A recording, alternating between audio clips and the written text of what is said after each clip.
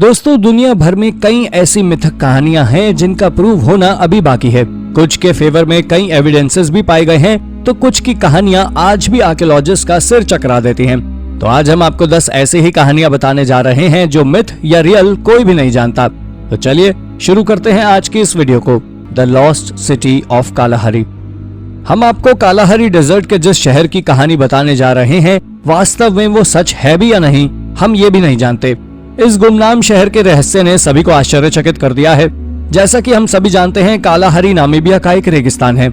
1885 में William Leonard Hunt नाम के अमेरिकी एक्सप्लोरर अपनी टीम के साथ कालाहारी गए थे। उन्होंने वहां कई अवशेष देखे।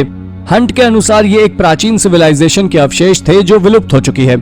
लेकिन इस खोज के 130 साल बाद भी कई एक्सपीडिशन के बाद इस शहर को नहीं खोजा जा सका। यहाँ तक कि साइंटिस्ट ने इसे खोजने के लिए रडार का भी यूज किया, लेकिन इस शहर के ट्रेसेस नहीं मिले। हंट का कहना था जब उन्होंने इस शहर को खोजा तो वो आधा रेत में दफन था। इसीलिए ऐसा भी हो सकता है कि ये शहर पूरी तरह रेत में दफन हो चुका हो, या फिर ऐसा कोई शहर असल में रहा ही ना हो। ये सिर्फ हंट और उनकी टीम का भ्रम हो। The city of the dead.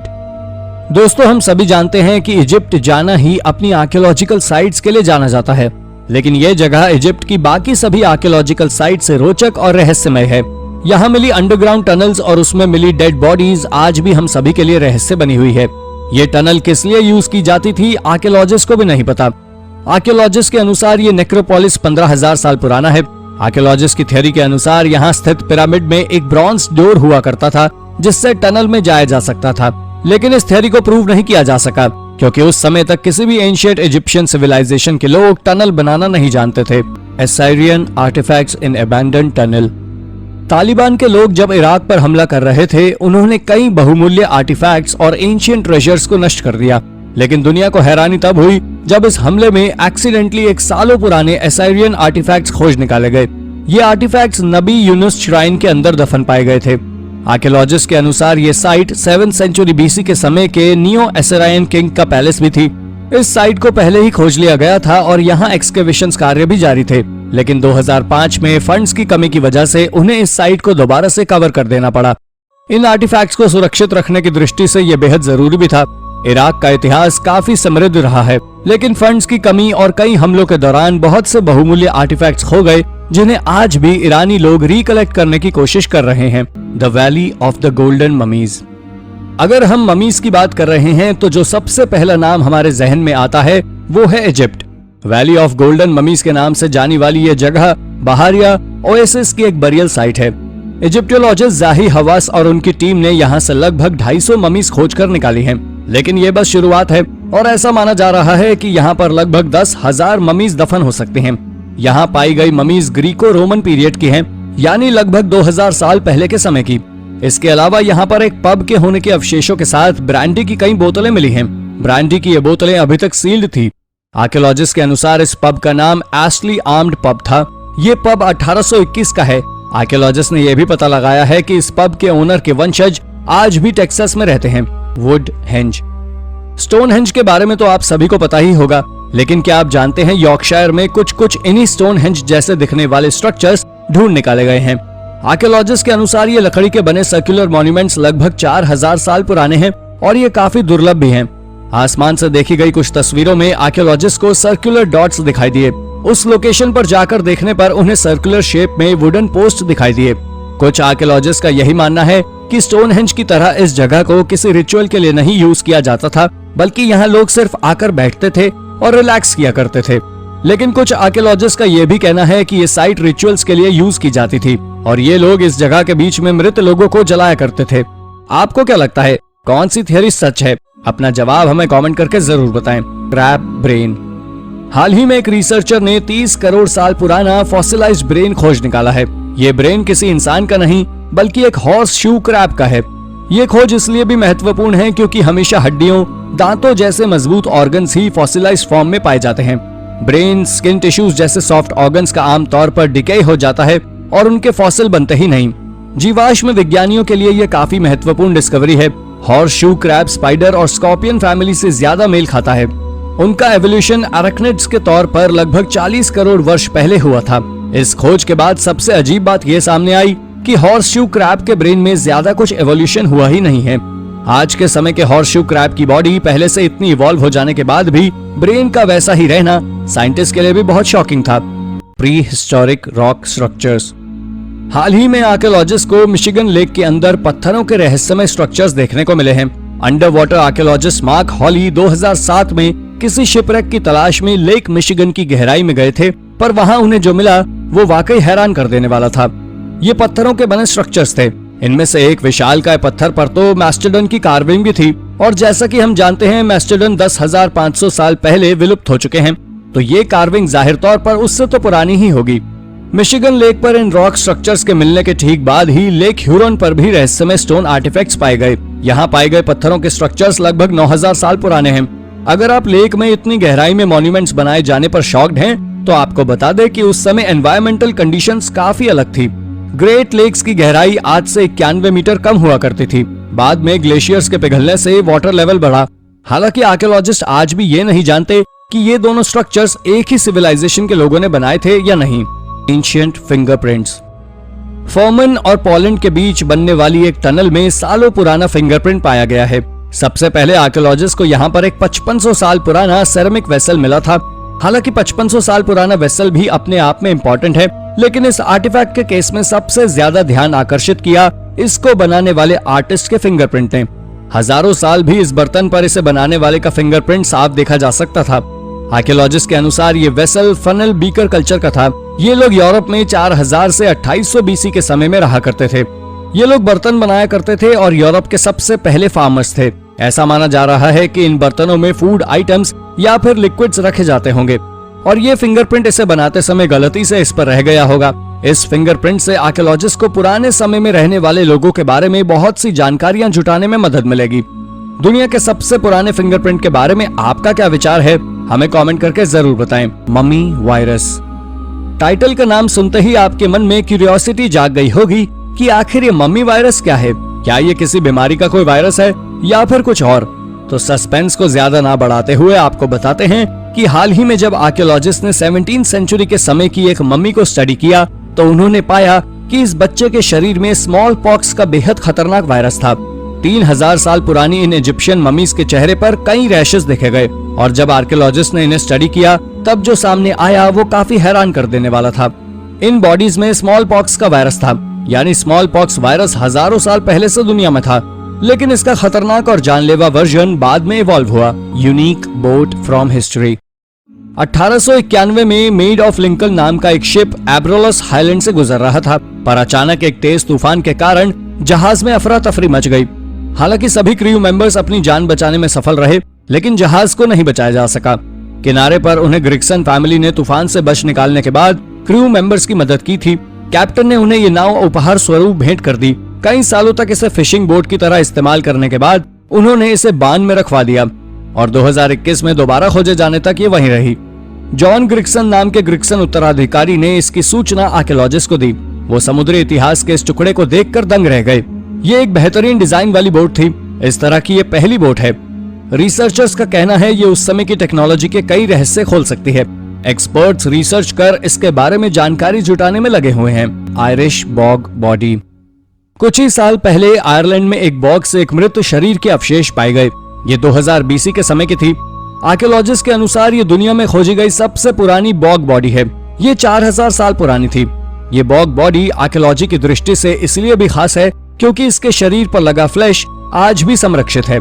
शरीर पर मिले मार्क्स के बेसिस पर आर्कियोलॉजिस्ट का कहना है इस व्यक्ति को बहुत बर्बरता से मारा गया है। आर्कियोलॉजिस्ट का अनुमान है इस आदमी की किसी तरह की रिचुअल एक्टिविटी के दौरान बलि दी गई थी। इसके साथ ही एक लकड़ी का स्टेक भी मिला है जो ये दर्शाता है कि उसे मौत के वक्त लटकाया गया था। इसकी आर्म्स की हड्डियां टूटी हुई थी। आर्कियोलॉजिस्ट इसके बारे में ज्यादा कुछ तो नहीं पता लगा पाए हैं, लेकिन उनका अनुमान है कि ये एक राजा था और आयरिश लोग बुरे राजाओं के साथ ऐसा सुलूक किया करते थे। हालांकि इस बॉडी को एक कंस्ट्रक्शन वर्कर ने खोजा था और निकालते समय इसका सिर, हड्डियां आदि डैमेज भी हो गई। इसीलिए अब ये बॉग बॉडी हम सभी के लिए रहस्य ही रहने वाली है। Neolithic portal. वेल्स में एक ट्रिफल स्टोन नाम का एक नियोलिथिक पोर्टल खोजा गया है। एक्सपर्ट्स का कहना है प्राचीन समय में स्टोन एज के लोग इसे एक बरियल चेंबर के रूप में इस्तेमाल किया करते होंगे। पेम्ब्रोकशायर के स्थानीय लोग इन्हें कोई आम पत्थर ही समझते आ रहे थे, जिसका प्री हिस्टोरिक लोगों से कोई लेना देना नहीं था। लेकिन हाल ही में आर्कियोलॉजिस्ट ने इस जगह को विजिट किया और बताया कि ये 5500 साल पुराना एक रिचुअल बरियल है। एक्सकेवेशंस के दौरान पत्थरों के नीचे से कई ह्यूमन रिमेन्स भी खोजे गए हैं।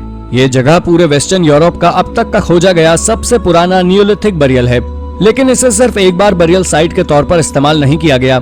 डॉल्मेंस ने भी इसे बरियल ग्राउंड के तौर पर इस्तेमाल किया, और तो और एक्सपर्ट्स तो ये भी मानते हैं कि इस जगह को मेसोलिथिक लोगों ने करीब 10,000 साल पहले भी बरियल ग्राउंड के तौर पर इस्तेमाल किया था। अगर ये सच है तो ये अब तक का खोजा गया दुनिया का सबसे लॉन्ग लास्टिंग बरियल ग्राउंड होगा। Head on a spike. Sweden में रेलवे लाइन के कंस्ट्रक्शन के दौरान वर्कर्स को कुछ ऐसा मिला जिसने सभी को हैरान कर दिया। यहाँ ढेरों स्कल्स पाए गए। ये सभी अवशेष स्टोन एज के थे। ये कोई साधारण स्कल्स नहीं थे, बल्कि स्क्यूअर्स पर लगे हुए स्कल्स भी थे। आर्कियोलॉजिस्ट के अनुसार 8000 साल पहले इस जगह पर एक तालाब हुआ करता था। आर्कियोलॉजिस्ट के अनुसार ये सभी अवशेष ये इशारा करते हैं कि स्टोन एज में यहाँ किसी तरह की रिचुअल एक्टिविटी परफॉर्म की जाती थी। इस रिचुअल में बॉडी से सिर को अलग किया जाता था और फिर स्क्रूड कर दिया जाता था। इन स्कल्स पर हीलिंग के भी निशान थे, यानी चोट लगने के बाद इन लोगों की केयर की गई थी।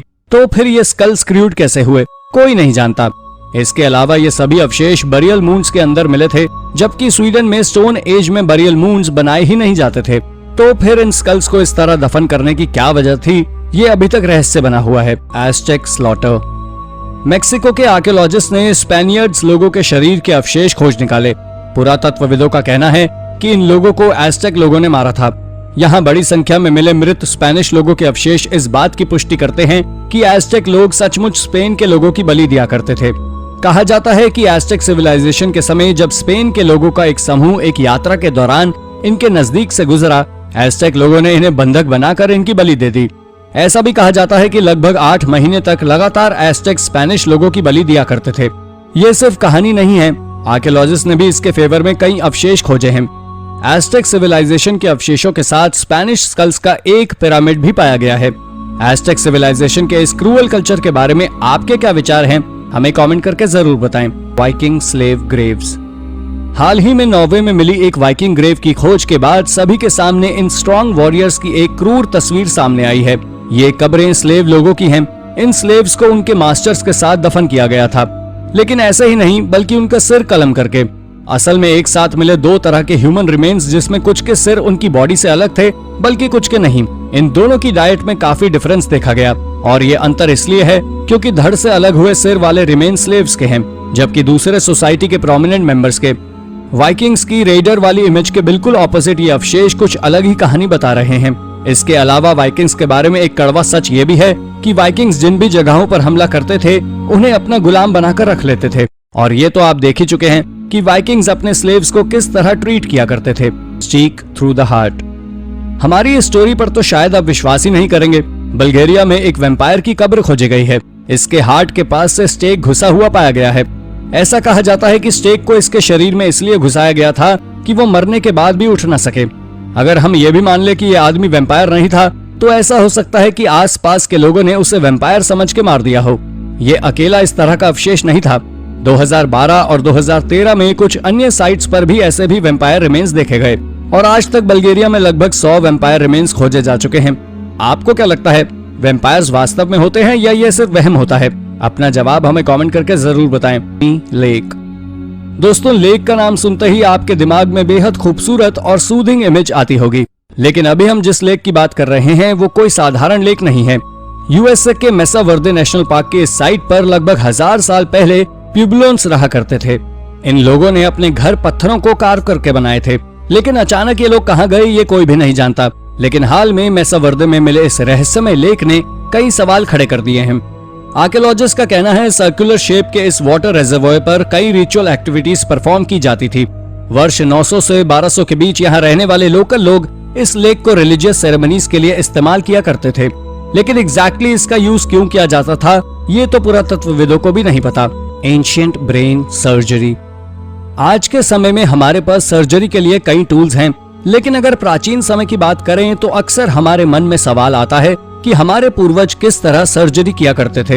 हम गारंटी दे सकते हैं प्राचीन समय की ये सर्जरी टेक्निक देखकर आपके रोंगटे खड़े हो जाएंगे। क्रीमिया के एक छोटे से गांव में आर्कियोलॉजिस्ट को कुछ अवशेष मिले हैं। इस साइट पर ब्रॉन्ज एज से सिंटियंस के समय के बीच के कुल 18 अवशेष मिले हैं। इनमें से एक की सर्जरी की गई थी। मृत्यु के समय उसकी उम्र 20 साल के करीब थी। 5000 साल पहले हुई यह सर्जरी काफी खतरनाक थी। सर्जन ने पेशेंट के सिर से एक हड्डी निकाल दी थी, जिससे उसके सिर में लगभग 1 मिलीमीटर का गैप आ गया था। उससे भी हैरान करने वाली बात यह थी कि यह सर्जरी पत्थर का इस्तेमाल करके की गई थी। इस टाइप के ऑपरेशन को ट्रीपनेशन कहा जाता है और आमतौर पर इसमें इंसान की मौत हो जाती है। Adidas boots mummies. आपने कई तरह की ममीज के बारे में सुना होगा, लेकिन क्या आपने जूते पहनी हुई मम्मी के बारे में सुना है? हाल ही में आर्कियोलॉजिस्ट ने एक ऐसा मम्मी खोज निकाला जिसने जूते पहन रखे थे। ये शूज लगभग 1000 साल पुराने थे।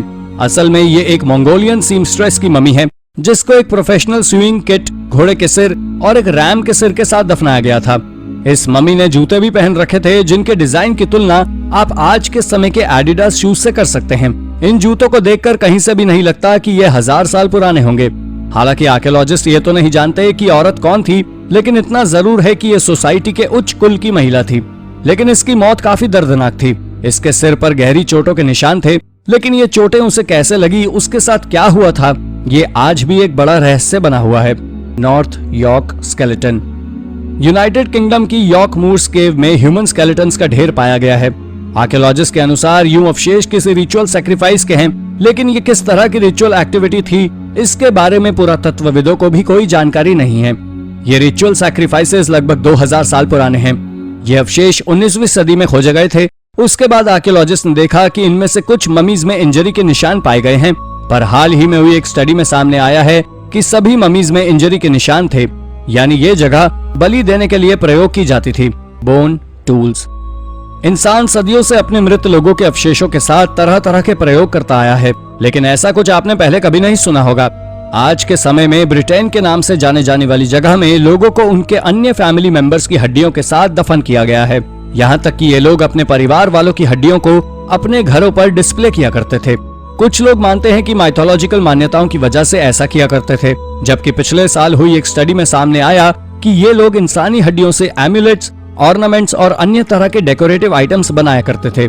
इनमें से कुछ आइटम्स तो ऐसे थे जिनके बारे में हम कल्पना भी नहीं कर सकते। एक कब्र से तो आर्कियोलॉजिस्ट को थाई बोन की बनी हुई एक बांसुरी मिली है। प्राचीन समय की इस तरह की एक्टिविटीज के बारे में आपके क्या विचार हैं? हमें कमेंट करके जरूर बताएं। Ancient bear skull. हाल ही में इमानिया केव्स में रिसर्चर्स को केव बेयर का एक स्कल मिला। इस स्कल की अजीब बात यह है कि इसमें पीछे की तरफ एक होल है, लेकिन ये होल कैसे आया? ये स्कल 35,000 साल पुराना है। साइंटिस्ट का कहना है कि शायद किसी ने भाले से इसका शिकार किया होगा और इसी वजह से इसके सिर में ये होल हुआ। क्या सचमुच हमारे पूर्वज 35,000 साल पहले केव बेयर्स जैसे खतरनाक शिकारियों का शिकार किया करते थे? और अगर इस बेयर के स्कल का ये होल वाकई शिकार की वजह से था, तो मनुष्य के केव बेयर के शिकार का ये पहला उदाहरण हो सकता है। हालांकि कुछ वैज्ञानिकों का ये भी कहना है कि केव में पानी टपकने की वजह से ये होल हुआ है। Ninja lentil shark. Jet black colour और बाहर निकली पेल आंखों वाली ये मछली आपको बिल्कुल डिसअपॉइंट नहीं करेगी। जितना इसका नाम कूल है, उतनी ही ये शार्क भी।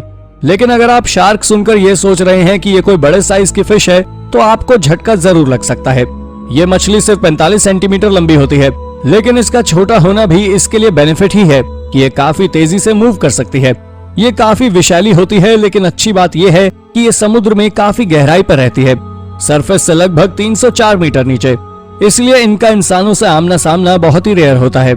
हालांकि समुद्र में और भी कई लैंटन शार्क्स पाई जाती हैं, जिनकी स्किन ग्लो करती है, लेकिन ये इसलिए भी खास है क्योंकि इनका कलर ब्लैक होता है। Atomic scale wires. हाल ही में रिसर्चर्स ने सिल्वर की प्रॉपर्टीज को एटॉमिक स्केल पर स्टडी किया और इस रिसर्च के बाद जो सामने आया वो काफी हैरान कर देने वाला था। एक्सीडेंटली चाइना, जापान और ऑस्ट्रेलिया के साइंटिस्ट ने एक ऐसा वायर बना लिया है जो सिर्फ एक एटम से बना हुआ है। इस एक्सपेरिमेंट में साइंटिस्ट ने सिल्वर के नैनो पार्टिकल्स को छोटी रॉड्स पर रखा और चैनल्स को अंदर की तरफ, और ऐसा उन्होंने वैक्यूम में नहीं बल्कि एयर की प्रेजेंस में किया। रिसर्च टीम को लगा था ये सिल्वर एयर से रिएक्ट करके सिल्वर ऑक्साइड बना लेगा, लेकिन एयर की प्रेजेंस में ये सिल्वर वायर डिफ्यूज होकर वायर्स में बदल जाते हैं। हर एक एटम का एक वायर बन जाता है, जिसकी विड्थ ह्यूमन हेयर की विड्थ की 1/5 थी। ये वाकई एक कमाल की खोज थी। Queen of Sheeba. शीबा इतिहास की सबसे रहस्यमय रानियों में से एक थी। 600 एडी के समय इन्होंने डंगुर में शासन किया।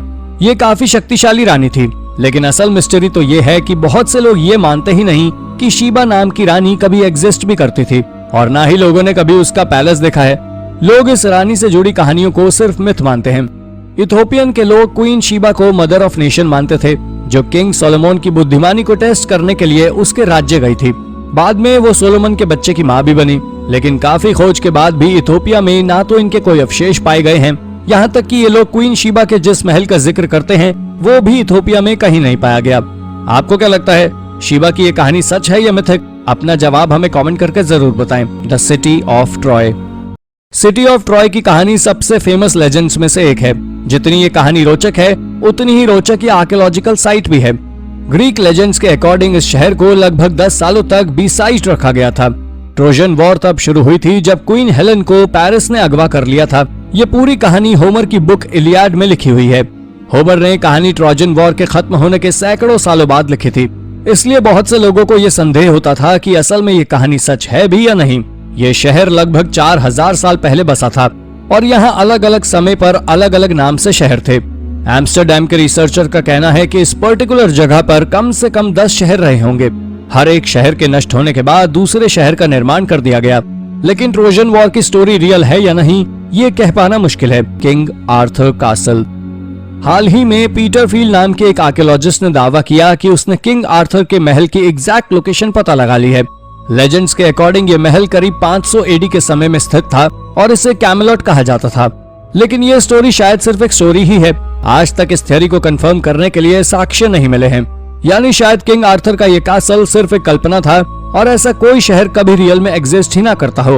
आपको क्या लगता है, क्या ये कासल धरती में कहीं दफन हो गया है जिसे हम आज तक ढूंढ नहीं पाए हैं, या फिर सिर्फ एक मिथक? अपना जवाब हमें कमेंट करके जरूर बताएं। Garden of Eden. जेनेसिस नाम की बुक में गार्डन ऑफ ईडन की तुलना पैराडाइज से की गई है।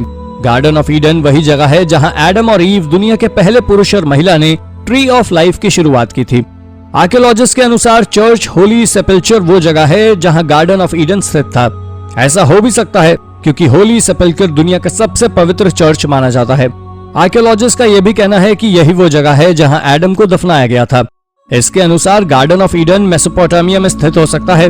जेनेसिस के डिस्क्रिप्शन के हिसाब से इस गार्डन से 4 नदियां गुजरती थी और दुनिया भर में सिर्फ इराक ही ऐसी जगह है जो इस डिस्क्रिप्शन से मेल खाती है। हालांकि इन दोनों में से कोई भी थ्योरी रियल प्रूव नहीं हुई है और ना ही इनके फेवर में कोई आर्कियोलॉजिकल एविडेंस मिले हैं। रामास ब्रिज। भारतीय लेजेंड के अनुसार 15वीं सेंचुरी में जब भगवान श्री राम अपनी पत्नी सीता को रावण के चंगुल से आजाद करवाने जा रहे थे, तो वानर सेना ने पत्थरों की मदद से भारत के पैम्बन आइलैंड और श्रीलंका के बीच एक पुल बनाया था। जबकि एक दूसरी कहानी के अनुसार गार्डन ऑफ ईडन से एक्सपेल्ड पहला आदमी सबसे पहले श्रीलंका में ही आया था और इसका नाम एडम था। इस कहानी के अनुसार एडम 27 मीटर लंबा एक जायंट था जिसने भारत पहुंचने के लिए ये ब्रिज बनाया था और इसलिए इस ब्रिज को एडम्स ब्रिज भी कहा जाता है। ऐसा भी कहा जाता है कि इस एरिया की जियोग्राफिकल कंडीशन ही इस तरह की है। इंडिया में धनुषकोडी नाम की जगह इसी क्षेत्र में थी जो तूफान में 1964 में डूब गई। Oracle of Delphi. Oracle of Delphi को दुनिया का केंद्र माना जाता है। ग्रीक लोग ये मानते हैं कि ज़्यूस ने तो ईगल्स को रिलीज किया था और दोनों पूरी दुनिया का चक्कर लगाकर धरती के ठीक सेंटर पर टकराए थे और ये जगह डेल्फी ही थी। इस जगह का महत्व इतना ज्यादा है कि पूरे ग्रीस के लोग यहाँ से अपने सवालों के जवाब लेने आते थे और इसके बदले उन्हें यहाँ की प्रीस्ट, जो कि ऑरेकल एक महिला थी, उसे कुछ गोल्ड देना होता था। इस प्रीस्ट की सलाह इतनी महत्वपूर्ण होती थी कि उसके कहने पर ही लोग फसल बोना शुरू करते थे। यहाँ तक कि राजा भी युद्ध की शुरुआत उसकी सलाह पर ही करते थे। ग्रीस में ब्रिटिश अधिकार के बाद इस तरह की भविष्यवाणियों को बैन कर दिया, लेकिन ऑरेकल आज भी चर्चा का विषय है। आपको क्या लगता है, भविष्यवाणी संभव है या ये सिर्फ लोगों का भ्रम है? अपना जवाब हमें कमेंट करके जरूर बताएं। द लॉस्ट सिटी ऑफ जी। जी नाम का ये शहर दुनिया का सबसे रहस्यमय शहर है जिसके बारे में लोग आज भी नहीं जानते कि ये शहर असल में कभी एग्जिस्ट करता भी था या नहीं। एक्सप्लोरर पर्सी हैरिसन फॉसेट का कहना है ये शहर ब्राजील के घने जंगलों में स्थित है, जो कि आज के समय में मैटो ग्रोसो स्टेट के नाम से जानी जाती है। पर्सी को ब्राजील की नेशनल लाइब्रेरी में एक मैन्यूस्क्रिप्ट 512 नाम का रहस्यमय डॉक्यूमेंट भी मिला। इस डॉक्यूमेंट के अनुसार 1753 में एक स्ट्रेंज शहर खोजा गया था जिसमें कमाल के स्टैचूज और अन्य आर्टिफैक्ट्स थे, लेकिन इस शहर की एग्जैक्ट लोकेशन नहीं दी गई थी। पर्सी ने इस डॉक्यूमेंट को पढ़ने के बाद इस शहर को खोजने के लिए जंगलों में निकल गए, लेकिन ये शहर आज तक नहीं खोजा जा सका और पर्सी का भी कुछ पता नहीं चला। कुछ लोग कहते हैं कि शायद आज भी उस शहर में कुछ लोग रह रहे हैं जिन्होंने पर्सी को मार दिया होगा या फिर किसी अन्य ट्राइब या जंगली जानवरों ने उन पर हमला कर दिया होगा। Tower of Babel. Tower of Babel भी अपने आप में एक रोमांचक कहानी है। लेजेंड्स के अनुसार इस टावर की ऊंचाई इतनी है कि इस पर चढ़कर आप हेवन तक पहुंच सकते हैं। ये टावर शिनार में रहने वाले लोगों द्वारा बनाया गया था। एक तेज तूफान के बाद आई बाढ़ से बचने के लिए इन लोगों ने इसे बनाया था। ये लोग एकजुट होकर रहते थे और एक ही भाषा का इस्तेमाल करते थे, लेकिन गॉड को उनका इतनी ऊंची इमारत बनाना पसंद नहीं आया जो स्वर्ग तक पहुंच सके। इसीलिए भगवान ने अभिशाप के रूप में उन्हें पूरी दुनिया में अलग अलग जगह फैल जाने का शाप दे दिया और वो अलग अलग भाषाएं भी बोलने लगे। आर्कियोलॉजिस्ट का मानना है कि एटेमिनन की ही टावर ऑफ बेबल है। हालांकि ये आसमान या स्वर्ग तक तो नहीं जाता। अब इस स्टोरी में कितनी सच्चाई है ये तो कोई भी नहीं जानता। Natural blue. नेचर में नए कलर्स का मिलना काफी रेयर होता है, उसमें भी नेचुरल ब्लू तो बहुत ही दुर्लभ। नेचर में पाए जाने वाले ज्यादातर ब्लू कलर रेड और पर्पल का मिक्सचर ही होता है। ऐसे में ओरिजिनल ब्लू कलर का मिलना वाकई एक बड़ी खोज है। हाल ही में एक सायन ब्लू कलर खोजा गया है। साइंटिस्ट के अनुसार इस कलर का सोर्स रेड कैबेज है, जिसमें एंथोसियानियंस नाम का एक वाटर सॉल्युबल पिगमेंट पाया जाता है। इसमें से कुछ एंथोसियानियंस ही रियल ब्लू होते हैं और साइंटिस्ट ने बाकी पिगमेंट्स को डिजायरेबल शेड में लाने के लिए एंजाइम्स का भी प्रयोग किया और रिजल्टिंग कलर इंडस्ट्रीज में यूज होने वाली synthetic die brilliant blue colour था। आर्टिफिशियल ब्लू जैसे cobalt blue, Prussian blue toxic भी होते हैं। ऐसे में इस नेचुरल ब्लू कलर की खोज बहुत महत्वपूर्ण है। Lost golden city. ये कमाल की गोल्डन सिटी हजारों सालों से रेत के अंदर दफन थी। आर्कियोलॉजिस्ट का कहना है ये लॉस्ट गोल्डन सिटी लगभग 3400 साल पुरानी है। इसे इजिप्ट का सबसे बड़ा एंशिएंट सिटी माना जा रहा है। ये शहर काफी समृद्ध भी था। यहाँ ऑफिसेस, कॉम्प्लेक्स, यहाँ तक कि बेकरी भी पाई गई है। इसके अलावा यहाँ पर ज्वेलरी, पॉटरी आदि भी पाई गई है। पिछले 200 सालों में आर्कियोलॉजिस्ट ने इजिप्ट के लगभग सभी हिस्सों का एक्सकेवेशन कर लिया है और यही वजह है कि ज्यादातर लोग सोचते हैं कि इजिप्ट में सब कुछ खोज लिया गया है, पर ऐसा नहीं है। अप्रैल 2021 में आर्कियोलॉजिस्ट ने लग्जर में एक पूरा का पूरा फेरेनेक सिटी खोज निकाला। ये शहर रेत के अंदर दफन होने की वजह से बहुत अच्छी तरह संरक्षित है। यहाँ पर मिट्टी की ईंटों के बने घर हैं जिन्हें एक कतार में सलीके से बनाया गया था। इस साइट पर कई एंशिएंट आर्टिफैक्ट्स के साथ साथ टूल्स भी मिले हैं। ये शहर किंग एमेनहटेप III के समय बनाया गया था। आर्कियोलॉजिस्ट का कहना है ये टूटानखामुन की कब्र के बाद इजिप्ट की सबसे महत्वपूर्ण खोज है। Firefly sound signals. कुछ रिसर्चर्स ने एक ट्रॉपिकल रेन फॉरेस्ट में माइक्रोफोन की मदद से कुछ डेटा कलेक्ट किया। इस दौरान उन्होंने पाया कि बैट्स और फायरफ्लाइज द्वारा प्रोड्यूस किए जाने वाले साउंड की फ्रीक्वेंसी सेम थी और इस खोज ने पूरी स्टडी को ही एक नई दिशा और ऑब्जेक्टिव दे दिया। इसके बाद उन्होंने वियतनाम में पाई जाने वाली 2 और इजराइल की एक फायरफ्लाई की स्पीशीज को एग्जामिन किया। हाई स्पीड वीडियो में ये ऑब्जर्व किया गया कि ये फायरफ्लाइज अपने पंखों को फड़फड़ाकर ये साउंड प्रोड्यूस करती है। कमाल की बात तो ये है कि ये फायरफ्लाइज खुद इस आवाज को नहीं सुन सकती। Turtle fossil in church 9.8। New Zealand का एक चर्च जो कि काफी सालों पहले एक भूकंप में नष्ट हो गया था, हाल ही में आर्कियोलॉजिस्ट को यहाँ से एक 35 मिलियन वर्ष पुराना टर्टल फॉसिल मिला है। ये फॉसिल चर्च के एक लाइमस्टोन पिलर के अंदर से मिला है। 1881-82 में बना ये ऑक्सफोर्ड टेरेस बैप्टिस्ट चर्च 2011 के कैंटरबरी अर्थक्वेक के दौरान बहुत बुरी तरह क्षतिग्रस्त हो गया था।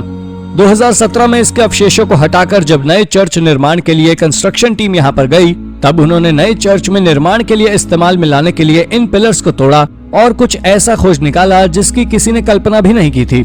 साइंटिस्ट का कहना है ये टर्टल उसी स्पीशीज का है जिसे पहले भी ओमारू में 1880 में खोजा गया था। साइंटिस्ट का कहना है ओमारू में टर्टल्स काफी रेयर होते हैं, तो ये दोनों ही फॉसिल्स एक ही कछुए के हो सकते हैं। हालांकि ये सिर्फ अनुमान है और इस फॉसिल पर स्टडी अभी जारी है। अभी के लिए हम इतना जानते हैं कि ये टर्टल्स 2 मीटर तक लंबे होते थे और लगभग 23 मिलियन वर्ष पहले विलुप्त हो चुके हैं। Stolen Roman frescoes. 1970 में पोम्पई में स्टेबी नाम की जगह पर किसी ने गैर कानूनी रूप से पहली सदी की एक रोमन वॉल फ्रेस्को के 3 टुकड़े चुरा लिए। इन पीसेज में से एक में हाथ में ट्रे पकड़ नाचती हुई औरत का चित्र था, वहीं दूसरी में एक औरत का सिर और तीसरे में बांसुरी बजाते एक चेरब का चित्र बना था। एक लंबी इन्वेस्टिगेशन के बाद पिछले साल इन्हें रिकवर कर लिया गया। गुलियाना नाम के गांव से भी 2012 में ऐसे ही 3 फ्रेस्कोस बरामद हुए थे। इन अवशेषों को एक खुफिया टनल के द्वारा गैर कानूनी तरीके से स्मगल करने के लिए रखा गया था, लेकिन अच्छी बात यह रही कि पुलिस ने इस रैकेट को इन अवशेष को स्मगल करने से पहले ही पकड़ लिया। इस घटना के बाद सिविटा गुलियाना में खुदाई की।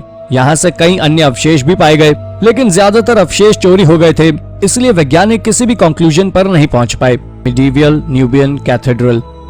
ओल्ड डोंगोला में काम कर रही एक पॉलिश आर्कियोलॉजिस्ट की एक टीम ने रिमोट सेंसिंग टेक्नोलॉजी की टीम ने सूडान का सबसे पुराना नुबियन चर्च खोज निकाला है। इसे 6वीं सदी के मध्य के समय का माना जा रहा है। साइंटिस्ट का कहना है कि यह उस समय की सबसे पावरफुल कम्युनिटी थी। इस साइट पर आर्कियोलॉजिस्ट को एप्स वॉल्स मिली जिन्हें बड़े आकार की कलाकृतियों से डेकोरेट किया गया है। इसके साथ ही यहाँ पर एक बड़े डोम के शेप का मकबरा भी मिला है, जिसके बारे में ऐसा माना जाता है कि ये किसी आर्क बिशप का बरियल टूम्ब है। इसकी चौड़ाई 26 मीटर है, जबकि लंबाई एक 3 स्टोरी बिल्डिंग जितनी होगी। इस जगह पर 1964 से एक्सकवेशन कार्य जारी है, पर वैज्ञानिक आज भी इसे बनाने का एग्जैक्ट समय नहीं पता लगा पाए हैं। आर्कियोलॉजिस्ट का कहना है कि आने वाले समय में इस जगह से न्यूबियन कल्चर से जुड़ी कई रोचक तथ्य सामने आ सकते हैं। Ancient fish. हाल ही में जियोलॉजिस्ट को एक ancient 3 spine sticker back fish के शरीर के अवशेष मिले हैं। लास्ट आइस एज के अंत में जब आइस शील्ड मेल्ट हुए, नॉर्दर्न हेमिस्फीयर के कोस्टल एरिया में काफी परिवर्तन आया। समुद्र की कई स्पीशीज पूरी तरह खत्म हो गई। हाल ही में साइंटिस्ट को ऐसी ही एक फिश के अवशेष मिले हैं। ये फिश 12,000 साल पहले पाई जाती थी। ये फिश फ्रेश वाटर में रहने के लिए अनुकूल होने वाली सबसे पहली मछलियों में से एक थी। हाल ही में एक स्टडी में यह भी सामने आया है कि इनके जैसे ही एक सिमिलर स्पीशीज फिर से फ्रेश वाटर में इवॉल्व हो रही है। इस नई स्पीशीज और सालों पहले पाई जाने वाली स्टिकल बैक फिश के फॉसिल को कंपेयर करके वैज्ञानिक कई महत्वपूर्ण जानकारियां जुटा सकते हैं। तो दोस्तों, ये थी हाल ही में 10 सबसे रोचक खोजें। इनमें से कौन सी डिस्कवरी आपको सबसे रोचक लगी? अपना जवाब हमें कमेंट करके जरूर बताएं। और ऐसे ही अन्य रोचक तथ्यों के बारे में जानने के लिए हमारे चैनल को सब्सक्राइब करना ना भूलें। धन्यवाद।